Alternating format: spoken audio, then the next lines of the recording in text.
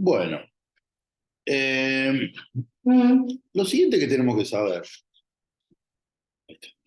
lo siguiente que tenemos que saber es que firmamos el contrato. Los contratos del 1023, de alguna manera los podemos dividir en tres grupos, si se quiere. En algunos hay solo provisión de bienes, en otros hay solo prestación de servicios, y después en un tercer grupo, de alguna manera, podemos decir que hay una prestación de un servicio con una entrega de bienes, ¿no? Es decir, supongamos provisión de comida en los comedores escolares o en los hospitales, en donde no es que descargan la mercadería en la planta baja del hospital y se van, o en la planta baja de la escuela, sino que traen la comida hecha o a cocinar, da igual, en este momento no nos vamos a meter en ese detalle, y a partir de ahí la reparten, no sé, lavan las ollas después, lo que sea, ¿bien? O sea, tenemos bienes involucrados, la comida y el servicio de provisión, ¿no? De entrega de la comida a cada chico, a cada chica, ¿bien? ¿Estamos de acuerdo? Es decir, tres grupos, bienes, servicios y bienes y servicios. ¿Estamos? Bueno. Cuando nosotros, supongo que ustedes habrán visto a principios de año el fallo de Ulcamara, que, entre otras cuestiones, básicamente era una especie de definición de contrato administrativo que hacía el voto del doctor Fait, que le daba al contrato tres elementos: el sujeto público, el objeto o la finalidad pública, y Fait decía, llevaba implícita o explícitamente cláusulas exorbitantes del derecho privado, ¿no? Eso era más o menos lo que para Fait era un contrato administrativo. Y después, muchos años después, 10 años después más o menos, vino el decreto 1023, que de alguna manera mantuvo la idea de la finalidad pública del sujeto público. Bien. Ahora, respecto de las cláusulas, durante muchos años, y algún texto de la unidad 1 habla de esto, pero ya estamos en el pasado respecto a la unidad 1, respecto a las cláusulas, esta idea de que había un montón de cláusulas implícitas en un contrato administrativo era como una especie de sus críticas más fuertes. Es decir, había un montón de autores que decían, no, no vas a firmar un contrato con la administración si después, palabra más, palabra menos, hacen lo que quieren, ¿no? Esto la verdad que nunca ocurrió de tal manera, y ahora desde el 1023 en adelante, es decir, desde hace 22 años en adelante, menos. Porque está bastante claro qué puede hacer y qué no puede hacer la administración. Entre el 1023, entre el 1023, el 1030 del 16, el pliego único general, y cada pliego y contrato en particular, queda muy claro cuáles son las obligaciones de las partes. Esto de que hay un mundo oculto, implícito, etcétera, etcétera, no es así. ¿Bien? O no, no es estrictamente así. Bien.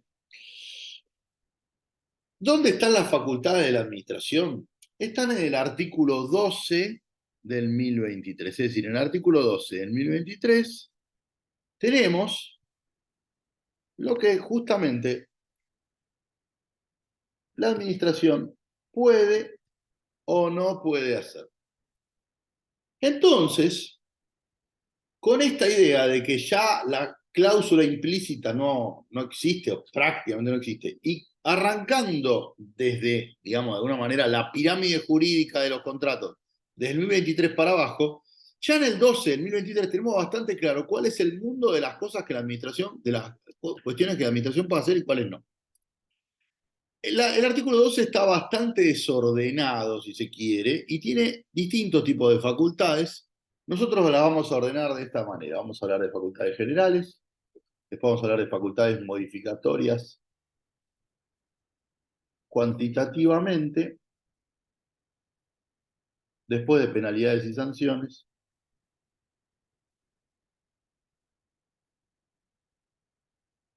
y después de finalización de contrato. Bueno, conmigo vamos a ver las primeras dos. O sea, las primeras dos y después ustedes el lunes que viene seguirán con la siguiente. ¿Por qué las pongo así? Porque si ustedes estudian el artículo 12 desde el A hasta el G, van a ver que hay de todo ahí. Es una selva, está medio mezclado todo. Entonces yo prefiero darles un orden para que ustedes las estudien de acuerdo a la categoría de facultad de la que estamos hablando. Y paso a leer. Y el artículo 12 dice, facultades y obligaciones de la autoridad administrativa. La autoridad administrativa tendrá las facultades y obligaciones establecidas en este régimen sin perjuicio de las que estuvieran previstas en la legislación específica, en sus reglamentos, en los pliegos de bases y condiciones o en la restante documentación contractual. Es decir, no son estas solas, pero estas son las madres, las más importantes, y especialmente tendrá, y empieza, 12A. La prerrogativa de interpretar los contratos, resolver las dudas que ofrezca su cumplimiento, modificarlos por razón de interés público. Vamos a cortar ahí. O sea, sería 12A, primera parte. Interpretar los contratos, que es la primera que aparece. ¿Qué es interpretar los contratos? Interpretar los contratos es la facultad que ante alguna duda posible y dentro del margen posible de interpretación, la interpretación no puede permitir algo que el texto no dice, es la administración la que va a saber cómo se persigue mejor el interés público. Entonces le va a decir, cuando yo te dije la basura se sacaba en el horario vespertino, la interpretación es de 19 a 21, porque es el momento donde pasan a recoger la basura. Cuando yo te dije que se utilizarán la vestimenta habitual en materia de limpieza, te estoy mandando la foto de que esta es la vestimenta adecuada. Entonces, la interpretación no puede permitir una interpretación por fuera de lo que está escrito, pero ante alguna cuestión interpretable, siempre quien interpreta es la administración. ¿Por qué? Porque es la administración la que sabe cómo se persigue el interés público. Bien, entonces, ante la duda, resuelve la administración. ¿Quién interpreta la administración? Y esto viene casi de la mano del siguiente, que es resolver las dudas, que es parecido. Che, ¿esto es A o B? Y la administración dice, es A, por tal y tal razón. Es decir, siempre tenemos que, Flavio, vos que estás manejando, estoy leyendo el 12A, después lo vas a ver ahí, el 12A, estoy desagregando el 12. ¿Está? Sí, sí, sí, lo estoy siguiendo, lo estoy siguiendo. Buenísimo. Entonces, ahí tenemos, las dos primeras están casi de la mano. Interpretar los contratos, resolver las dudas que ofrezca su cumplimiento. Esto es, todo atisbo, margen de duda, la administración es la que sabe la respuesta. ¿Por qué? Porque es la que sabe cómo se persigue el interés público. Y está bien que sea así. Eso sí, en el límite de lo interpretable, no vale, sobre texto interpretar, crear una nueva normativa o una nueva obligación para el contratista. Bien. La tercera es modificar por razones de interés público. ¿Qué son estas modificaciones?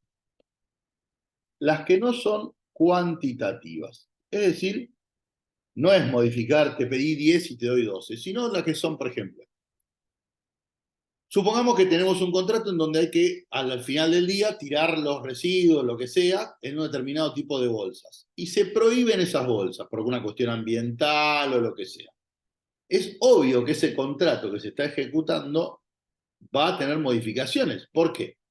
Porque justamente se está prohibiendo una bolsa en el nivel provincial, nacional o lo que sea, que hasta ayer usábamos en el contrato.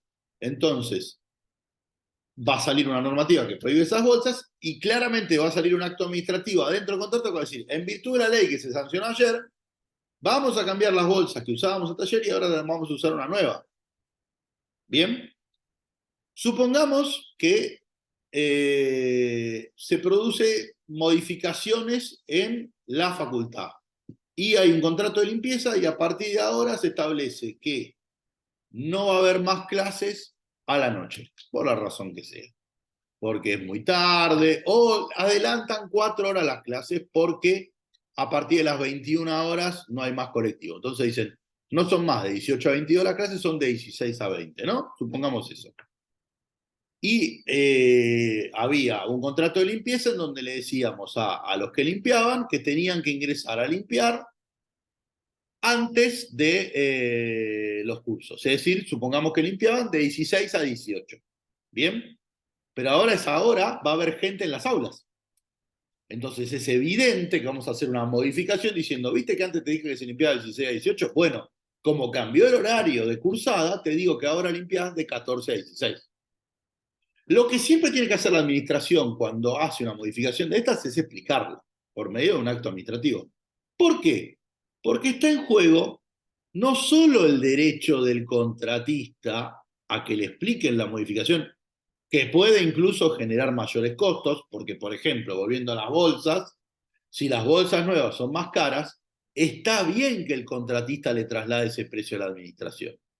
Es decir, si la bolsa anterior valía 10 pesos y la bolsa nueva vale 12, está bien que la administración se haga cargo de esa diferencia, porque el contratista, cuando hizo la oferta, estableció un margen de ganancia determinado. Entonces está bien que la administración le reconozca esa diferencia de precio de la bolsa a la cual se aprobó ahora. Bien, volviendo a las horas. Si cambiamos el horario de cursada de la tarde, está bien que se modifique el horario. A priori ahí no habría un reconocimiento de mayores costos porque pareciera que son parecidos. Pero bueno, en su caso se podrá evaluar. Entonces, cuando yo hago una modificación, es importante aclarar y explicar la modificación no solo para el contratista, sino también para el resto de oferentes que perdieron y para todos los interesados. ¿Por qué? Supongamos que yo agarro y le digo al contratista, necesito 8 limpiadores por turno para la universidad. Y en el día 1 del contrato, en el día 1 le digo, no, trancu, con 4 estamos bien. ¿Qué van a pensar el resto de los oferentes? Que yo ya tenía un preacuerdo con el contratista para bajar los limpiadores de 8 a 4, reducir la carga laboral enormemente, y entonces de alguna manera lo que me van a pensar los demás es, este tiró una oferta baja porque ya sabía que en el día 1 de contrato íbamos a bajar de 8 a 4 limpiadores. Entonces, cuando yo hago modificaciones contractuales, lo más importante es la explicación. Porque si no, ¿qué va a pasar?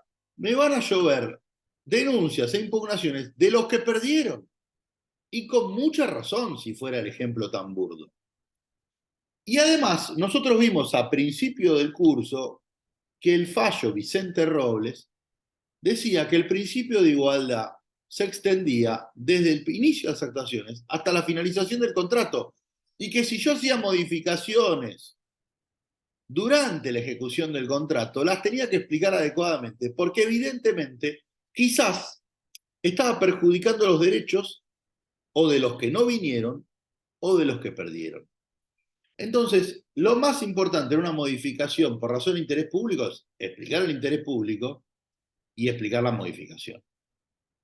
Bien, porque siempre está en juego los derechos de los demás y además muchas veces tengo que explicar las razones porque esas razones quizás me lleven a un procedimiento de readecuación de precios porque claramente, por ejemplo, les estoy pidiendo unas bolsas biodegradables que son más caras. ¿Se entendió? Bien. Vamos a las modificaciones perdón. Ese es el A primera parte. Ya me estaba comiendo 2 incisos. Después tenemos el 12C, C de Carlos. ¿Bien? ¿Qué dice el 12C?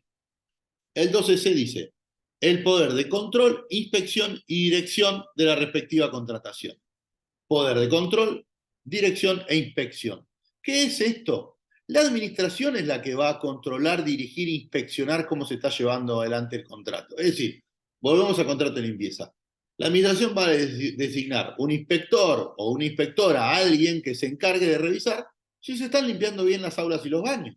Es decir, le va a decir, mirá, che, porque esto puede generar procedimientos de penalidades, etc. Es decir, che, mirá, pasé por el aula 41 y está toda sucia, no pasaste por ahí, ¿no? No, me colgué, disculpame, qué sé yo. Es decir, lo que yo necesito es establecer en un contrato, la, las razones por las cuales probablemente después inicie un procedimiento sancionador. Es decir, ¿Y cómo lo hago? Inspeccionando que el contrato se esté llevando bien. Supongamos impresión de libros. Voy a la planta donde están imprimiendo los libros y veo que la mitad de los libros, las letras están todas en diagonal. Entonces digo, che, esta partida de libros se la de vuelta, porque fíjate que estos libros están saliendo todos con las letras cortadas. ¿Bien? Entonces, el control de cómo se está llevando adelante el contrato, la inspección de cómo se está llevando el contrato, es un poder que tiene la administración. Y también dice dirección. Y dirección está medio de la mano. Dirección es meterte durante la ejecución, supongamos con los libros, y digo, che, ajustá un poco acá la plancha porque te está quedando medio en diagonal. Es decir, dirijo la ejecución contractual. Le digo, che, fíjate ahí que los vidrios no te están quedando bien. Lo que sea. Estoy tratando de pensar ejemplos fáciles para que entiendan. Pero la administración controla, inspecciona y dirige la ejecución contractual, porque todo esto es lo que me va a llevar a mí a un eventual proceso de sanción. Porque si se está haciendo mal el contrato, la administración primero puede hacer una pequeña advertencia, pero en algún momento va a tener que sancionar, porque a la administración no le puede dar lo mismo un libro bien impreso que un libro en diagonal. Un aula limpia o un baño limpio que un baño sucio. ¿Bien? Entonces, ese es el 12C. Y el último que vemos de facultades generales es el 12F. ¿Bien? Que es la facultad de inspeccionar las oficinas y los libros que estén obligados a llevar los cocontratantes. Y repito la parte final, que estén obligados a llevar los cocontratantes. ¿Por qué? A ver, repito lo del final. Porque no es que con esta facultad yo puedo ir a inspeccionarle los libros genéricos que tenga la empresa. No puedo ir a su empresa y decirle, dame todos los libros contables, los libros de tus asambleas, todos tus libros, dámelos porque tengo la facultad de inspeccionarlos. No. Supongamos de vuelta el contrato de limpieza. Supongamos que se estableció un libro de presentismo. Como dijimos antes, los empleados o las empleadas eran 8, ¿no? Supongamos que no hicimos esa truchada de bajarlo a 4. Y entonces tenemos el listadito de los empleados. Jorge, Lucía, Abril, Cacho, lo que sea. Está ahí el listado, ¿no? Entonces, obviamente que al Estado, a la administración, le interesa saber si están viniendo los 8 limpiadores. Entonces, ¿qué hace? Dice, dame el libro de presentismo. Y se fija que esté firmado adecuadamente, el horario, lo que sea, ¿no? Un libro de libretas sanitarias al día. En muchos casos, donde se manipula comida, etcétera, las personas que trabajan en ese contrato tienen que tener la libreta sanitaria. Entonces, a ver, dice, dame el libro de la libreta sanitaria, ¿no? Dame, no sé, en su momento, supongo, vacunados de COVID, ¿no? Entonces, por ahí el Estado decía, mirá, todo bien, pero los empleados que entren a este establecimiento, las empleadas, necesito que estén vacunados contra el COVID. Entonces agarra y le dice, dame la carpeta de vacunados. ¿Bien? Y lo mismo con las oficinas. No son todas las oficinas las que puede inspeccionar. Son las oficinas vinculadas al contrato. Entonces, si yo, por ejemplo, le digo, te voy a dar una oficina en planta baja para que tengas ahí, no sé, los materiales que estás usando para limpiar, lo que sea. La documentación, los matafuegos. Bien. Yo puedo inspeccionar, de acuerdo al 12F, esa cantidad de oficinas. No puedo caerme en la sucursal central de Techín y decirle, hola, quiero saber si estás invirtiendo en un puente en Tailandia, porque, bueno, yo tengo la facultad de inspeccionar tus oficinas. No, son los libros y las oficinas de este contrato que tiene conmigo, no los libros y oficinas genéricos que tiene la empresa para sus otros negocios. Creo que bastante claro y bastante obvio, pero siempre está bueno hacer la aclaración. ¿Estamos? Pasamos ahora sí a cuantitativas. Bien. Vamos a parar el video, así nos queda ordenadito